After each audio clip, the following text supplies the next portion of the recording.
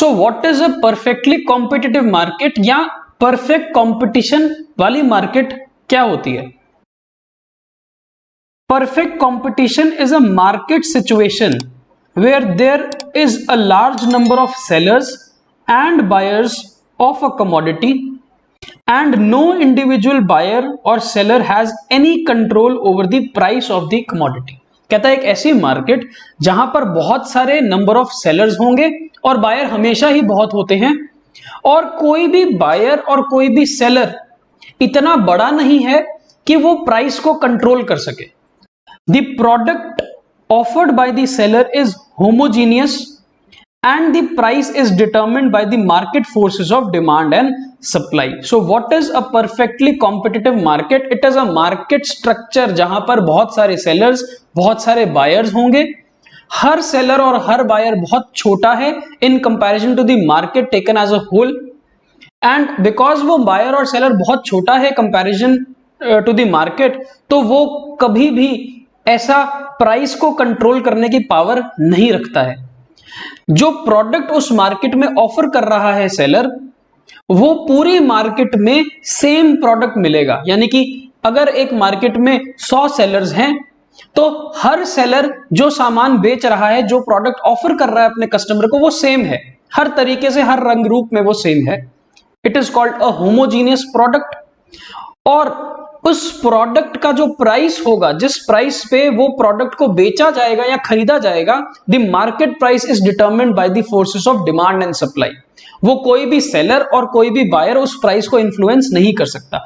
तो in brief हमारे को परफेक्ट कंपटीशन क्या होता है ये इस पैराग्राफ में, इन 2-3 लाइंस में हमारे को समझ तो आ गया है। अब इसको हम डिटेल में पॉइंट बाय पॉइंट समझते हैं कि what are the features of a perfectly competitive market.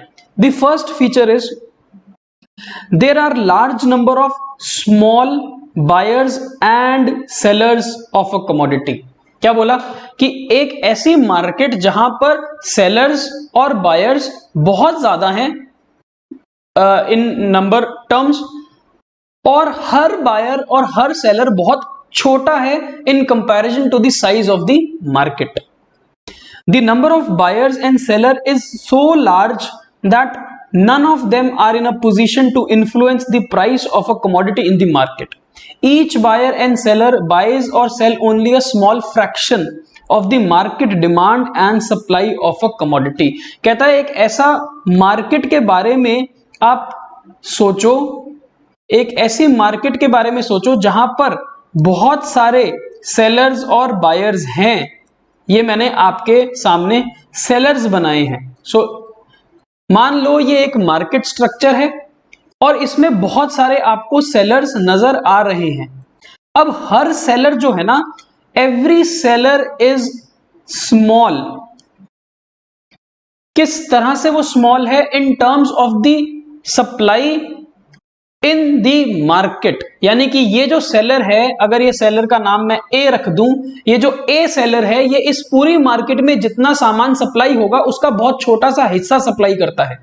ऐसे ही एक छोटा सा सप्लायर है मिस्टर बी, एक छोटा सा सप्लायर है mister C and so on. अनगिनत सेलर्स, अनगिनत बायर इस मार्केट में ऑपरेट करते हैं और हर बायर और हर सेलर बहुत ही छोटी मार्केट की सप्लाई का पार्ट है या बहुत ही छोटा हिस्सा है मार्केट डिमांड का। अगर वो कंज्यूमर है तो मार्केट डिमांड का बहुत छोटा सा फ्रैक्शन वो डिमांड करेगा, और अगर वो सप्लायर है तो मार्केट सप्लाई का वो बहुत छोटा सा पार्ट सप्लाई करने वाला है।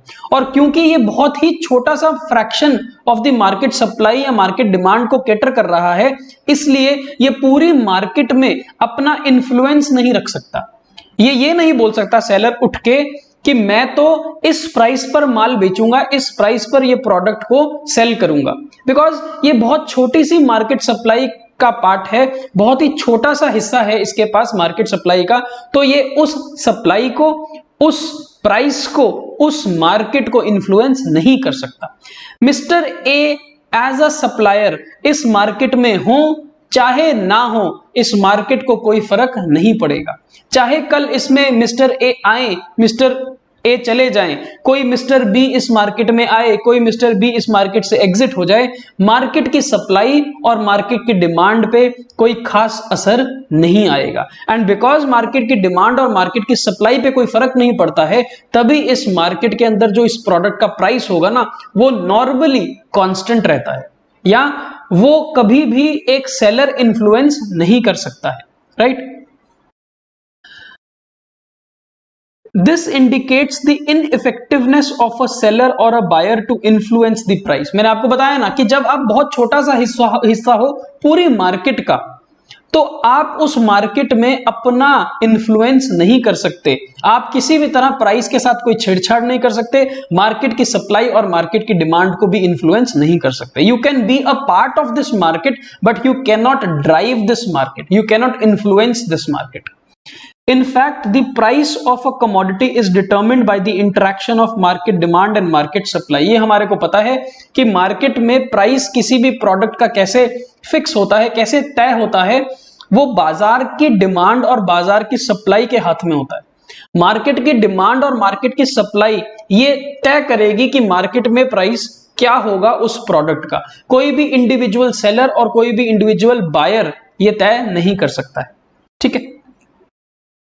In other words, the price is constant for a firm or a buyer. It means that the firm under the perfect competition is a price taker and not a price maker। अभी इसको हम detail में बात करेंगे in the later part of this lecture कि why a firm is a price taker and not a price maker and why industry is a price maker, है ना। इसकी हम थोड़ी देर में बात करते हैं। तो अभी हमारे क्या समझ आया पॉइंट नंबर 1 से कि एक ऐसी मार्केट जिसमें बहुत सारे सेलर्स हैं, बहुत सारे बायर्स हैं, हर सेलर और हर बायर बहुत ही छोटी fraction of the market demand और मार्केट सप्लाई को कैटर करता है। प्राइस को इन्फ्लुएंस करने की पावर उसके पास नहीं है। मार्केट में प्राइस कौन तय करेगा? मार्केट की डिमांड और मार्केट की सप्लाई तय करेगी, ठीक है। Next part of a perfectly competitive market is that there is the homogeneous product।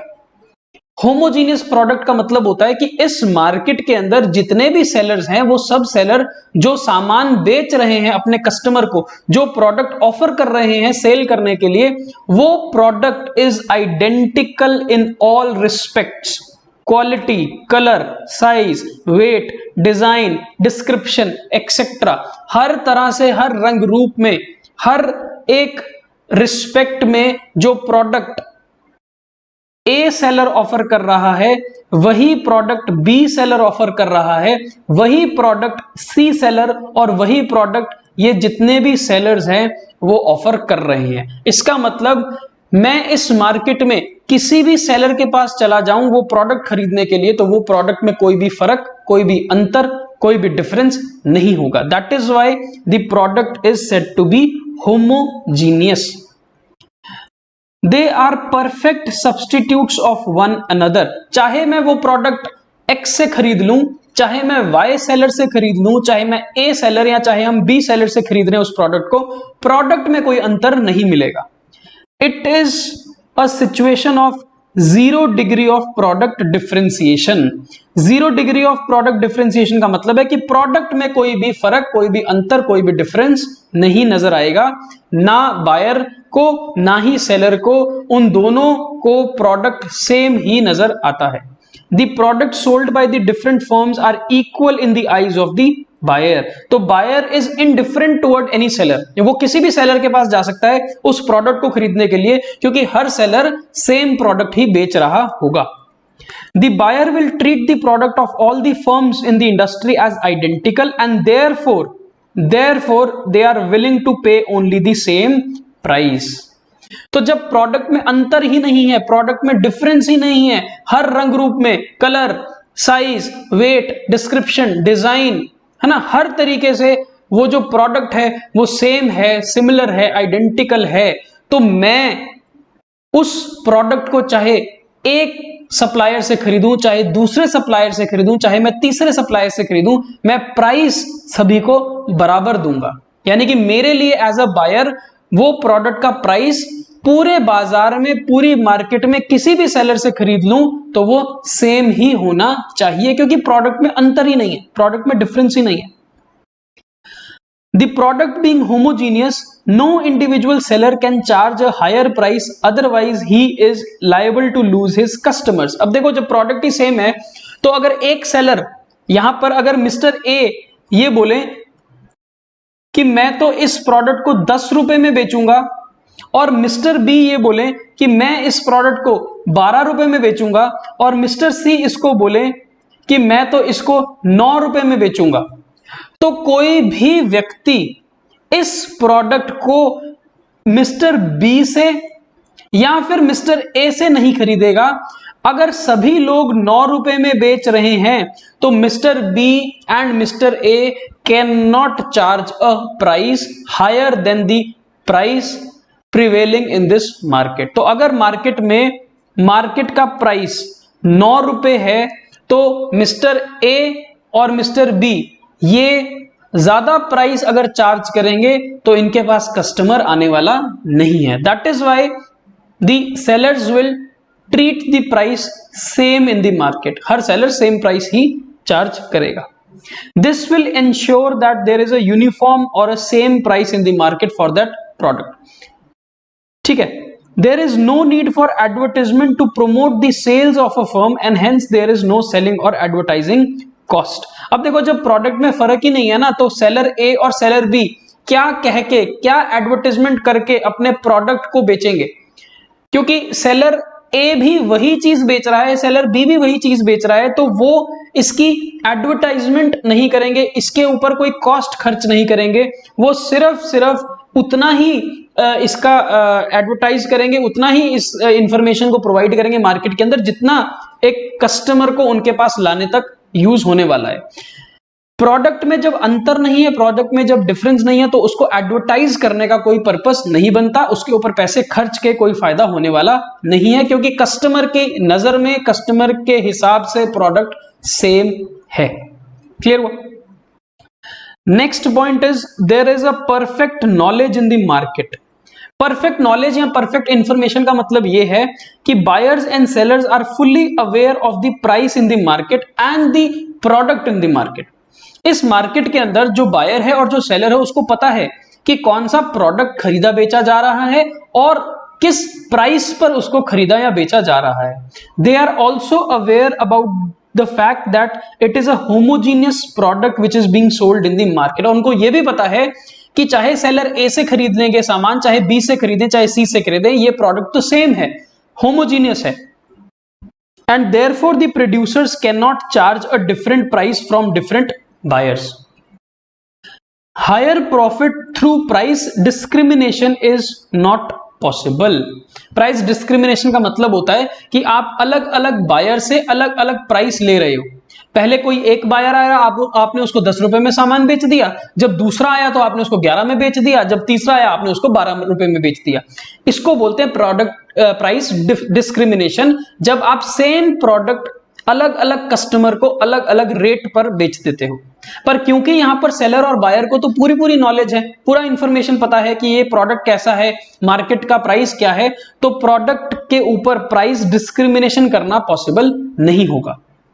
The sellers have full knowledge about the input and the technology and therefore the cost of production is also same. Same तरह का product है तो same technology use हो रही होगी, same तरह के input raw material use हो रहे होंगे और इसीलिए जो कॉस्ट ऑफ प्रोडक्शन होगी पूरी मार्केट के अंदर वो सेम ही होने वाली है। ऐसा नॉलेज सेलर के पास होगी और ऐसी ही नॉलेज बायर के पास है कि वो प्रोडक्ट सेम है, प्रोडक्ट में अंतर नहीं है, तो प्रोडक्ट का जो रेट होगा वो बाजार में सेम होना चाहिए।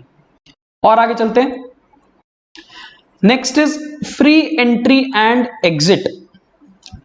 फ्री एंट्री एंड एग्जिट का मतलब क्या है कि एक इंडस्ट्री में, मैं ऐसे समझाता हूं आपको कि मान लो ये एक इंडस्ट्री है, this is an industry and these are the firms operating in this industry. ये कुछ फर्म्स हैं, इनको क्या बोलते हैं? फर्म्स या प्लेयर्स। जैसे कि एक टेलीकॉम इंडस्ट्री हुई और टेलीकॉम इंडस्ट्री में कौन कौन से प्लेयर्स हैं? रिलायंस जियो है, वोडाफोन है, आइडिया है, एयरटेल है, बीएसएनएल है। तो ये जो Airtel, Idea, BSNL, Vodafone, Reliance Jio है, ये क्या है? फर्म्स। और इंडस्ट्री क्या होती है? जो टेलीकॉम इंडस्ट्री है। सिमिलरली बैंकिंग इंडस्ट्री के अंदर छोटे छोटे प्लेयर्स हैं, HDFC bank, ICICI bank, axis bank, SBI, PNB and so on. तो इंडस्ट्री होती है सेम तरह के प्रोडक्ट या सेम तरह की सर्विस को केटर करने वाली प्लेस, और उसके अंदर छोटे छोटे बिजनेसेस, छोटे छोटे लोग ऑपरेट करते हैं।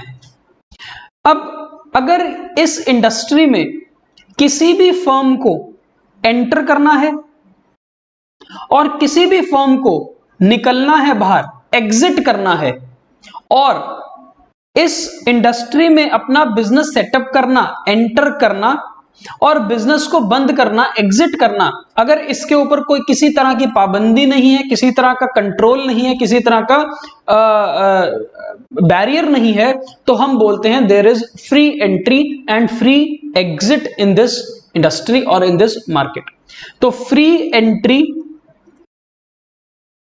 और फ्री एग्जिट का मतलब है कि कोई भी प्लेयर, कोई भी बिजनेस अगर सेटअप करना चाहता है इस मार्केट में तो वो आ सकता है, मोस्ट वेलकम। कोई हिंड्रेंस नहीं है, कोई बैरियर नहीं है, कोई कंट्रोल नहीं है, किसी भी तरह की रोक टोक नहीं है। तो अगर मुझे इस इंडस्ट्री में आना है, मुझे भी अपनी टेलीकॉम कंपनी बनानी है, तो मैं कभी भी इस मार्केट के अंदर एंटर कर सकता हूं। और अगर मुझे लगता है कि नहीं, मेरा तो बिजनेस नहीं चल रहा, मैं लॉस मेकिंग हूं, मुझसे सस्टेन नहीं होगा बिजनेस, मुझे ये बिजनेस बंद करना है, तो मैं बंद करके जा सकता हूं। There is free exit. तो फ्री एंट्री और फ्री एग्जिट का मतलब क्या है? अ फर्म कैन एंटर और leave the industry any time without any barrier और गवर्नमेंट कंट्रोल। बिना किसी रोक टोक के, बिना किसी हिंड्रेंस के, बिना किसी बैरियर के, अगर मैं बिजनेस में आना चाहता हूं तो मैं बिजनेस में आ सकता हूं, और अगर मैं बिजनेस से जाना चाहता हूं तो मैं बिजनेस से जा सकता हूं। So a market where there is no restriction on entry and exit, that is called there is a free entry and free exit mechanism। अब आपको यह समझना है कि कोई भी व्यक्ति इस इंडस्ट्री में आना क्यों चाहेगा, कोई भी बंदा, कोई भी पर्सन इस इंडस्ट्री में आना क्यों चाहेगा, why I should be a part of this industry. ये डिपेंड करता है कि इस इंडस्ट्री में प्रॉफिट मार्जिन कितना है, इस इंडस्ट्री में प्रॉफिट मार्जिन कितना है।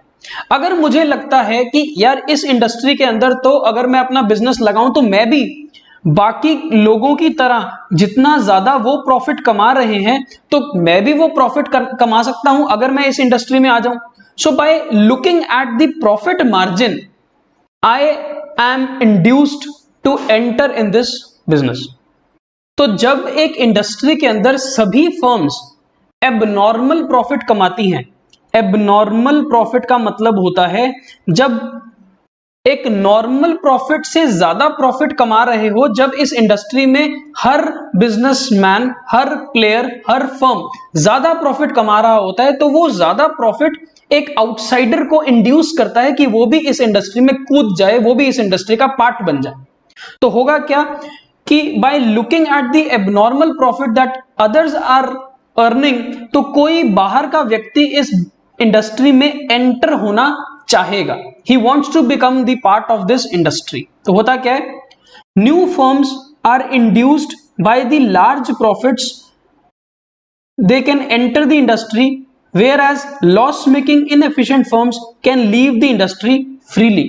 तो कहता है जब इस इंडस्ट्री में सभी प्लेयर्स, सभी फर्म्स एबनॉर्मल प्रॉफिट कमा रही हैं, नॉर्मल से ज्यादा प्रॉफिट कमा रही हैं, एक्स्ट्रा प्रॉफिट कमा रही हैं, तो वो ज्यादा प्रॉफिट बाकी के जो बाहर के व्यक्ति होते हैं, जो इस इंडस्ट्री का पार्ट नहीं होते, उनको खींचता है अपनी तरफ। And some mister X will get induced to enter in this market, और वो इस मार्केट का पार्ट बनना चाहेंगे। इसको बोलते हैं फ्री एंट्री। फ्री एंट्री का मतलब मिस्टर एक्स किसी से परमिशन नहीं लेंगे, मिस्टर एक्स को रोकने वाला कोई नहीं है। हाँ, उनको कुछ रूल्स एंड रेगुलेशन जो सरकार ने बनाए हैं, नियम कानून, वो तो फॉलो करने पड़ेंगे, but there is no barrier. इस मिस्टर ए को किसी से और अनुमति नहीं लेनी है कि मैं इस इंडस्ट्री में आना चाहता हूं। तो उसको अगर लगता है कि मैं भी अपनी फैक्ट्री लगाना चाहता हूं, मैं भी अपना धंधा शुरू करना चाहता हूं, मैं भी अपना बिजनेस लगाना चाहता हूं, तो वो लगा सकता है। And why he will become a part of this industry? Because he is looking at the abnormal or extra profits which the players which the firms are earning in this industry. ठीक है, तो कोई भी outsider इसलिए आता है क्योंकि उसको यहां पर प्रॉफिट ज्यादा नजर आता है। और मान लो अगर इस इंडस्ट्री के अंदर ये जो फर्म्स हैं ये लॉस मेकिंग है, इनको नुकसान हो रहा है, तो कोई भी नुकसान लॉस मेकिंग कंपनी यहां से बाहर भी निकल सकती है, यानी कि एग्जिट ले सकती है। जैसे कि एक एग्जांपल अगर मैं आपको दूं, हाल ही में जब रिलायंस जियो ने टेलीकॉम इंडस्ट्री में एंट्री ली थी तो उसको रोकने वाला कोई नहीं था। उसको बीएसएनएल ये नहीं बोल सकता था कि नहीं नहीं पहले से ही हम इसमें काम कर रहे हैं तो तू नहीं आ सकता। उसको एयरटेल रोकने के लिए नहीं बैठा था। So there was a free entry which means Jio ने इस इंडस्ट्री टेलीकॉम इंडस्ट्री में एंट्री ली थी। क्यों एंट्री ली थी? बिकॉज बिजनेसमैन को लगता है कि इस टेलीकॉम इंडस्ट्री के अंदर बहुत प्रॉफिट है ना, इसीलिए वो इस प्रॉफिट से इंड्यूस्ड होता है और इस मार्केट में एंटर कर जाता है।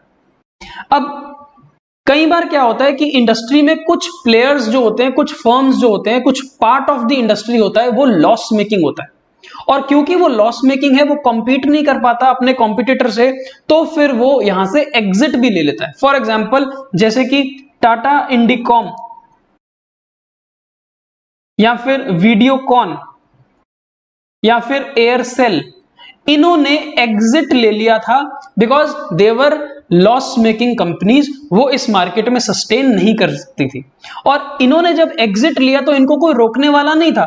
जियो ये नहीं कह सकता था कि नहीं भाई नहीं, मेरे आने पे तुम एग्जिट नहीं ले सकते। एयरटेल ये नहीं कह सकता इनको कि ना तुम्हें एग्जिट नहीं लेने देंगे। So there is free entry, कोई भी आ सकता है, देयर इज फ्री एग्जिट, कोई भी जा सकता है। आता क्यों है, कोई एंट्री क्यों लेता है? Because there is a profit which is inducing to that businessman, जो उसको अपनी तरफ खींच रहा है। तो किसी भी बिजनेसमैन का इंडस्ट्री में एंटर करने का पर्पस क्या है? प्रॉफिट कमाना, और वो प्रॉफिट देख के एंट्री लेता है। और एग्जिट क्यों लेता है कोई भी? क्योंकि यहां पर लॉस हो रहा है, इसलिए वो अपने लॉस को सस्टेन नहीं कर सकता, वो अपने बिजनेस को मेंटेन नहीं कर पाएगा, इसलिए वो एग्जिट ले जाएगा। तो हमने यहां पर लिखा new firms induced by large profits will enter the industry and loss making inefficient firms can leave the industry freely, बिना किसी रोक टोक के एंट्री, बिना किसी रोक टोक के एग्जिट। अब ये जो एंट्री और एग्जिट है ये कब तक चलता रहेगा? ये एंट्री और एग्जिट कब तक चलता रहेगा और कब समाप्त हो जाएगा, कब खत्म हो जाएगा, इसको समझते हैं। कहता है in case of abnormal profit, जब जरूरत से ज्यादा प्रॉफिट आप कमा रहे होते हो, at the profit maximizing level of the output, the new firms are attracted to this industry and they will enter freely। सबको देख के एक आउटसाइडर जब ये समझता है कि सारे प्रॉफिट कमा रहे हैं तो मुझे भी इस इंडस्ट्री में आना चाहिए, तो वो एंट्री ले लेता है। और जब वो इस बिजनेस में एंट्री लेता है तो होता क्या है, मार्केट की सप्लाई इंक्रीज कर जाती है ना। तो जब एक इंडस्ट्री में पहले बहुत सारे प्लेयर्स थे और एक और फर्म एंट्री लेती है, तो उस फर्म के एंट्री लेने के साथ क्या होता है, जो मार्केट की सप्लाई है, उस प्रोडक्ट की जो सप्लाई है वो इंक्रीज कर जाती है। ऑब्वियसली बात है, क्योंकि जो ये नया प्लेयर आया है, ये जो नया बिजनेस इसमें एंटर हुआ है, वो भी तो सप्लाई करेगा, वो भी तो प्रोडक्शन करेगा, वो भी तो मैन्युफैक्चर करेगा, वो सप्लाई को इंक्रीज कर देगा। सो होगा ये with the entry the supply of the market will increase. और आपको पता है जब सप्लाई इंक्रीज होती है और डिमांड पे कोई खासा फर्क नहीं पड़ता, तो जो मार्केट प्राइस है, प्राइस ऑफ दिस कमोडिटी, वो घटना स्टार्ट हो जाएगा। So as the supply increases in the market due to entry of that business, the market price will start to fall. उस प्रोडक्ट का जो बाजार की कीमत है वो घटनी स्टार्ट हो जाएगी। ऐसा ही हुआ जब जियो आया। जब जियो ने एंट्री ली तो जो टेलीकॉम के जो रेट थे वो प्राइसेस कम होने स्टार्ट हो गए। और जब कम होने स्टार्ट होते हैं मार्केट के प्राइसेस, तो ऑब्वियसली प्रॉफिट मार्जिन भी डिक्रीज करना स्टार्ट हो जाता है। और धीरे धीरे इन सभी फर्म्स का जो प्रॉफिट मार्जिन है वो सिकुड़ना शुरू हो जाएगा, वो घटना शुरू हो जाएगा। ठीक है, अब जब इस इंडस्ट्री का प्रॉफिट मार्जिन ही कम हो जाएगा, तो जो बाहर एक और व्यक्ति बैठा है वो इसमें इंडस्ट्री में एंटर होने के लिए अब सोचेगा, है ना। अब outsider will think again, because अब मार्जिन्स कम हो गए हैं, प्रॉफिट कमाना मुश्किल हो गया है, तो वो जो बाहर वाला अभी एक व्यक्ति है वो शायद इस मार्केट में अभी एंट्री लेने से सोचेगा। और अगर आपको लगता है कि अभी भी प्रॉफिट ज्यादा है तो वो एंट्री ले सकता है मार्केट के अंदर, because there is free entry. तो मान लेते हैं दूसरा वाला भी व्यक्ति इसमें एंटर कर जाता है और वो भी अपना बिजनेस स्टार्ट कर लेता है। अब उसके भी बिजनेस में आ जाने से again the market supply will increase, और मार्केट की सप्लाई बढ़ती है तो again the price will drop और प्राइस विल स्टार्ट फॉलिंग। अब देखो प्राइस घटेंगे तो प्रॉफिट मार्जिन और कम हो जाएगा, तो इन लोगों के प्रॉफिट मार्जिन और कम हो जाएंगे। अब जब प्रॉफिट मार्जिन कम होते होते एक नॉर्मल प्रॉफिट की सिचुएशन पर आ जाएंगे, then the new player will not take an entry in this industry. तो जब इस इंडस्ट्री में एक सैचुरेटेड लेवल हो जाएगा प्रॉफिट का, नॉर्मल प्रॉफिट कमा रहे होंगे सारे, एक जो super normal profit, abnormal profit, extra profit कमाने वाला जो टाइम था जब वो खत्म हो जाएगा और सभी नॉर्मल प्रॉफिट की सिचुएशन पर आ जाएंगे, तो जो फ्री एंट्री मैकेनिज्म है वो स्टॉप हो जाएगा। No new player, no new firm will enter in this market now. ठीक हुआ? तो फ्री एंट्री कब खत्म होती है? जब इस मार्केट के प्रॉफिट्स नॉर्मलाइज हो जाते हैं, इस मार्केट में प्रॉफिट नॉर्मल तरीके से सभी कमा रहे होते हैं, सुपर नॉर्मल एक्स्ट्रा प्रॉफिट्स खत्म हो जाते हैं। एग्जिट कब होता है? अब मान लो इस इंडस्ट्री में बहुत सारे फर्म्स हैं, लेकिन ये एक ऐसी फर्म है जो लॉस मेकिंग है, जो लॉस मेकिंग है। अब जब लॉस मेकिंग फर्म होती है तो वो क्या करती है, वो इसमें से एग्जिट ले लेती है, क्योंकि कोई भी व्यक्ति अगर कोई लॉस कर रहा है बिजनेस में और उस लॉस को अगर वो सस्टेन नहीं कर सकता, उसको अपनी ग्रोथ नजर नहीं आती है, बिजनेस ठीक होता नजर नहीं आता है, तो फिर वो बिजनेस को बंद करके जा सकता है। सो अगर ये बिजनेस को बंद करके चला जाएगा तो इससे होगा क्या? इससे मार्केट की सप्लाई पर असर पड़ने वाला है। अगर ये सभी कम प्रॉफिट कमा रहे हैं, अगर ये सभी लॉस मेकिंग है, तो इनमें से कोई एक ऐसा व्यक्ति जरूर होगा, कोई एक ऐसा बिजनेस जरूर होगा जो एग्जिट ले लेगा, और जब वो एग्जिट लेगा तो मार्केट की सप्लाई कम हो जाएगी, और मार्केट में जब सप्लाई कम होती है और डिमांड उतनी ही रहती है तो प्राइसेस मार्केट में इंक्रीज कर जाते हैं, है ना। जब सप्लाई कम होती है और डिमांड ज्यादा होती है तो प्राइसेस इंक्रीज करने स्टार्ट कर देते हैं। अब आपको पता है अगर प्राइस इंक्रीज करेगा तो प्रॉफिट भी बढ़ना स्टार्ट हो जाएगा, है ना, प्रॉफिट भी बढ़ना स्टार्ट हो जाएगा। तो एक बिजनेस के एग्जिट लेने से बाकी बिजनेसेस के अंदर क्या असर पड़ेगा कि उनका थोड़ा थोड़ा प्रॉफिट बढ़ना स्टार्ट हो जाएगा, या फिर जो अगर कोई लॉस कर रहा था, कोई लॉस मेकिंग था, उसका लॉस शायद कम होना स्टार्ट हो जाएगा। ठीक है, तो किसी के एग्जिट लेने से प्रॉफिट मार्जिन्स इंक्रीज करना स्टार्ट कर देते हैं। अब मान लो ये वाला भी व्यक्ति अभी लॉस मेकिंग है, अभी भी इसको लॉस हो रहा है, तो ये भी एग्जिट ले लेगा, ये भी कभी ना कभी अपना बिजनेस बंद कर देगा। जैसे एयरसेल ने अपना बिजनेस बंद कर दिया, रिलायंस कम्युनिकेशन ने बिजनेस बंद कर दिया, टाटा इंडिकॉम ने बिजनेस बंद कर दिया, है ना, वीडियोकॉन टेलीकॉम ने बिजनेस बंद कर दिया। क्यों बंद कर दिया? बिकॉज वो लॉस मेकिंग थे, उनसे सस्टेन नहीं हो रहा था, तो एक एक करके वो बिजनेस को बंद करके चले गए, और उनके एग्जिट होने से मार्केट की सप्लाई कम हो जाती है, सप्लाई के कम होने से मार्केट में प्राइसेस इंक्रीज होते हैं, प्राइसेस के इंक्रीज होने से प्रॉफिट बढ़ना शुरू हो जाता है। तो कहीं ना कहीं जो प्लेयर्स एग्जिस्ट कर रहे हैं मार्केट के अंदर, उनके प्रॉफिट्स बढ़ने स्टार्ट हो जाते हैं। एंड अब शायद कोई ऐसा प्लेयर नहीं बचता मार्केट के अंदर जो लॉस कर रहा होगा, है ना, क्योंकि जो लॉस कर रहे थे उन्होंने एग्जिट ले लिया, और अब जो बचे हैं वो सारे प्रॉफिट मेकिंग है। Now this exit will stop. तो आपको एक बात समझ आई इतनी डिस्कशन के अंदर कि कोई भी प्लेयर इंडस्ट्री में आ सकता है, कोई भी प्लेयर इंडस्ट्री से जा सकता है। इसको बोलते हैं free entry, free exit. Entry हम लेते हैं बिकॉज हमको प्रॉफिट नजर आता है, एग्जिट हम लेते हैं बिकॉज हम लॉस कर रहे होते हैं।